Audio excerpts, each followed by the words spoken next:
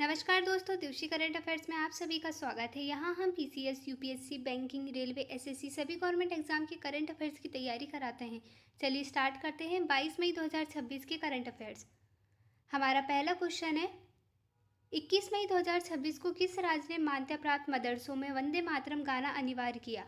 On 21 May 2026 which state made singing of Vande Mataram compulsory in recognise mothers? Option है Bihar, West Bengal, Uttar Pradesh, Assam. इसका सही answer है waste Bengal.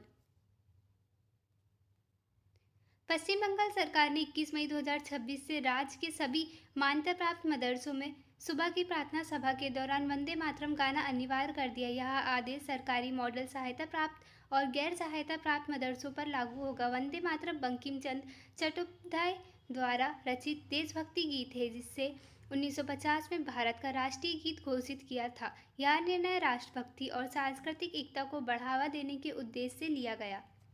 हमारा दूसरा क्वेश्चन है, मई 2026 में ताइवान के एआई इकोसिस्टम में $10 बिलियन से अधिक निवेश की घोषणा किस कंपनी ने की? Which company announced an investment of over $10 billion in Taiwan AI ecosystem in May 2026? Option है इंटेल, नेविडिया, AMD, क्वेलकॉम। इसका सही आंसर है AMD।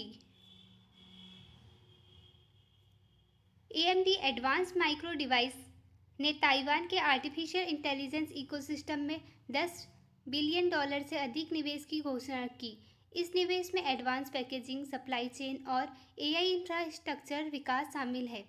AMD अपने 6th Gen EPYC Venice processor को TSMC की 2 नैनोमीटर तकनीक से तैयार कर रही है। यह कदम वैश्विक AI चिप उद्योग में AMD की स्थिति को मजबूत करेगा तथा ताइवान को AI और सेमीकंडक्टर हब के रूप में और सशक्त बनाएगा।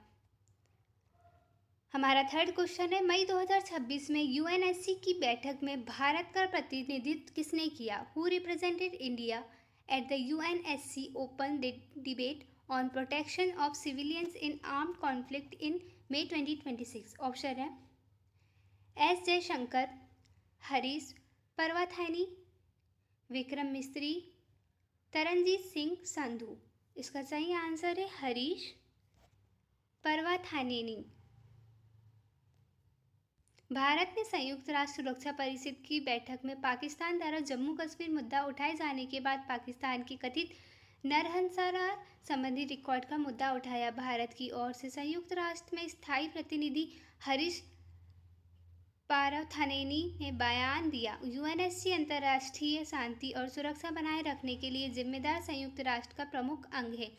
यह बहस सशस्त्र संघर्षों में नागरिकों की सुरक्षा से संबंधित थी और इसमें विभिन्न देशों ने अपने विचार प्रस्तुत किए। हमारा फोर्थ क्वेश्चन है, 20 मई 2026 को भारत ने UNGA में किस मुद्दे पर मतदान से दूरी बनाई? India abstain from voting on which issue in the UN general assembly on May 2026? Option है human right, global trade, climate change obligation, nuclear disarmament. इसका सही आंसर है क्लाइमेट चेंज ऑब्लिगेशन। भारत ने 20 मई 2026 को संयुक्त राष्ट्र महासभा में जलवायु परिवर्तन संबंधित कानूनी दायित्वों वाले प्रस्ताव पर मतदान से दूरी बनाई। यह प्रस्ताव 141 मतों से पारित हुआ।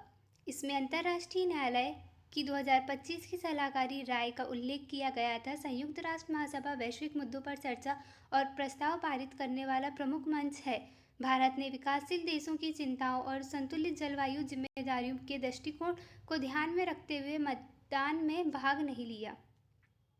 हमारा फिफ्थ क्वेश्चन है, मई 2026 में 5 से 15 वर्ष के बच्चों के लिए मुफ्त बस यात्रा योजना किस देश ने शुरू की? Which country announced a free bus travel scheme for children age 5 to 15 in May 2026? Option है Canada, Australia, United Kingdom, Germany. इसका सही आंसर है यूनाइटेड किंगडम।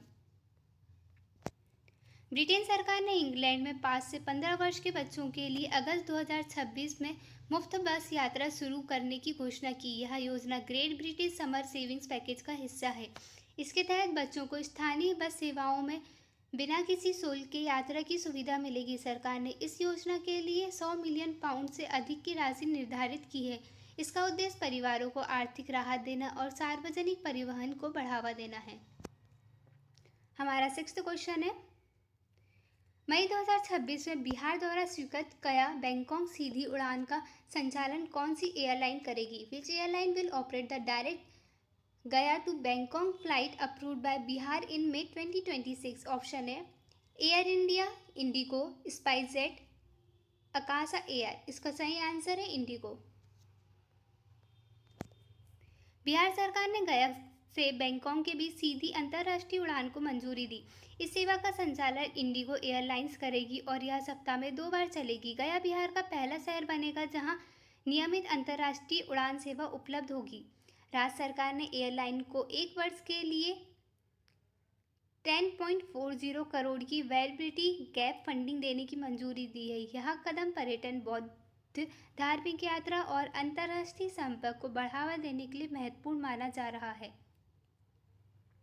हमारा 7th क्वेश्चन है, भारत की कंपाउंड तीरंदाजी टीम का विदेशी मुख्य कोच किसे नियुक्त किया गया है? Who has been appointed as the foreign head coach of India's compound archery team? Option है किम ह्यूंग टक, डेव कजिन्स, लिम चे वोंग, पार्क सुंग ह्यून। इसका सही आंसर है डेव कजिन्स। पूर्व विश्व नंबर 1 अमेरिकी तीरंदाज डेव कजिन्स को भारत की कंपाउंड तीरंदाजी टीम का विदेशी मुख्य कोच नियुक्त किया गया है। वे एशियाई खेलों और लॉस एंजलिस ओलंपिक 2028 की तैयारी में भारतीय खिलाड़ियों को प्रशिक्षण देंगे। उनका कार्यालय 2028 तक रहेगा और वे SAI सेंटर सोनीपत में राष्ट्रीय शिविर से जुड़ेंगे। डेव कजिन्स की नियुक्ति से भारत की तीरंदाजी टीम को अंतर्राष्ट्रीय स्तर पर तकनीकी और रणनीतिक मजबूती मिलने की उम्मीद है। हमारा 8th क्वेश्चन है, FY 27 में वाणिज्यिक बैंकों के लाभांश भुगतान हेतु संशोधित प्रूडेंशियल मानदंड किस स्थान ने जारी किया? Which institution issued revised prudential norms for dividend payout by commercial bank effective from FY 27? Option है SEBI, finance ministry, RBI, NABARD. इसका सही आंसर है RBI।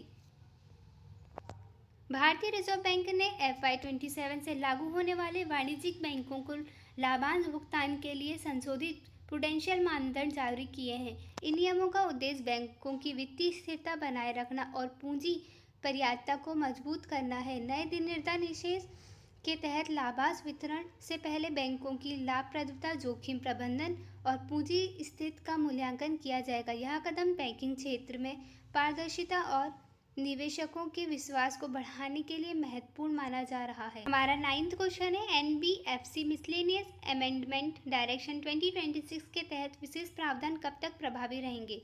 Till which date will the special provisions under NBFC miscellaneous amendment direction 2026 remain effective? Option है 31 मार्च 2027, 31 मार्च 2028, 31 मार्च 2029, 31 मार्च 2030।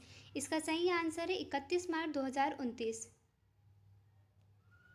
RBI द्वारा जारी NBFC miscellaneous amendment direction 2026 के अंतर्गत विशेष प्रावधान 31 मार्च 2029 तक प्रभावी रहेंगे। इन प्रावधानों का उद्देश्य शहरी सहकारी वित्तीय संस्थाओं और संबंधित संगठनों को स्थिरता प्रदान करना है। इससे संस्थानों को नियम की आवश्यकताओं के अनुरूप कार्य करने और अपनी वित्तीय क्षमता बढ़ाने का समय मिलेगा।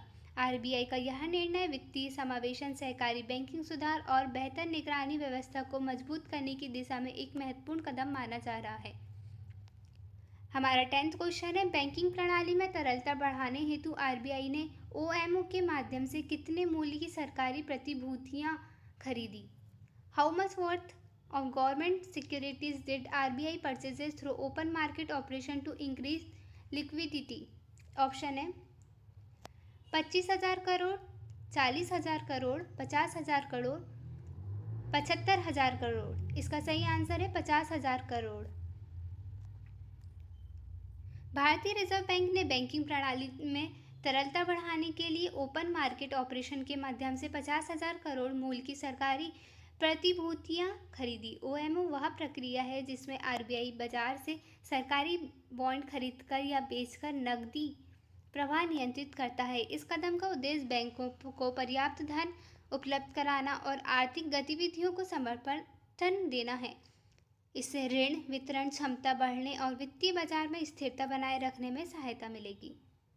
फ्रेंड्स, हम आपको 2 क्वेश्चन होमवर्क देंगे जिससे हमें पता चलेगा आपको कितने क्वेश्चन के आंसर याद हैं। इन क्वेश्चन के आंसर आप हमें कमेंट में बताएं। हमारा पहला क्वेश्चन है, मई 2026 में बिहार द्वारा स्वीकृत गया बैंकॉक सीधी उड़ान का संचालन कौन सी एयरलाइन करेगी। हमारा दूसरा क्वेश्चन है, NBFC मिसलेनियस अमेंडमेंट डायरेक्शन 2026 के तहत विशेष प्रावधान कब तक प्रभावी रहेंगे। अगर आपको वीडियो इन्फॉर्मेटिव लगती है तो प्लीज़ लाइक करें, चैनल को सब्सक्राइब करें, अपने फ्रेंड्स को शेयर करें। Thank you for watching.